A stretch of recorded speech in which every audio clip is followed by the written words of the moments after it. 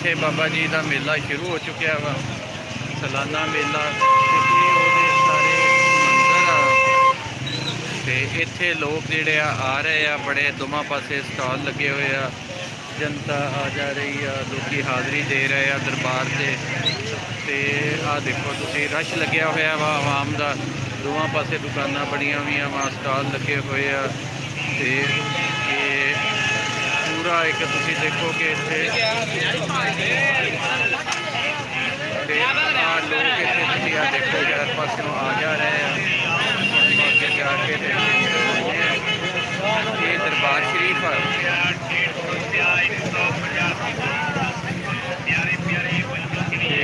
ਇਹ ਇੱਥੇ ਲੋਕ ਆ ਜਿਹੜੇ ਚਾਹ ਦੇਖੋ ਤੁਸੀਂ ਦਰਬਾਰ ਦੇ ਨਾਲ ਦੋਵਾਂ ਪਾਸੇ ਸਟਾਲਸ ਲੱਗੇ ਹੋਏ ਔਰ ਵਾਹਵਾ ਸਾਰੇ ਸਟਾਲਸ ਲੱਗੇ ਹੋਏ ਆ ਤੇ ਇਹ ਇੱਥੇ ਲੋਕ ਆ ਜਿਹੜੇ ਆ ਜਾ ਰਹੇ ਆ। ਤੁਹਾਨੂੰ ਅੱਗੇ ਮੈਂ ਸੱਜੇ ਪਾਸੇ ਵੀ ਲੱਗੇ ਹੋਏ ਆ, ਸਾਹਮਣੇ ਵੀ ਇੱਧਰ ਫੁੱਲਾਂ ਵਾਲੇ ਆ, ਖਿਡੌਣਿਆਂ ਵਾਲੇ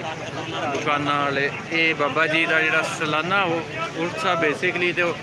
ਪ੍ਰੋਗਰਾਮ ਸਰਕਾਰੀ ਪ੍ਰੋਗਰਾਮ ਸਤੰਬਰ 'ਚ ਹੁੰਦਾ ਵਾ, ਪਰ ਅਸਲ ਪ੍ਰੋਗਰਾਮ ਜਿਹੜਾ ਸੀਗਾ 9 ਸਾਉਣ ਨੂੰ ਮੇਲਾ ਹੁੰਦਾ ਸੀ ਤੇ ਉਹ ਆ ਰਹੇ ਆ ਜੀ ਸਾਰੇ। ਤੁਸੀਂ ਆ ਦੇਖੋ ਆ ਚਾਦਰ ਬਾਜ਼ਾਰ 'ਚ ਲੈ ਕੇ ਜਾਂਦੇ ਤੇ ਆ ਦੇਖੋ ਇਹ ਚਾਦਰ ਚੜਾਉਣ ਜਾ ਰਿਹਾ ਸਾਡਾ ਗਰੁੱਪ ਇੱਕ।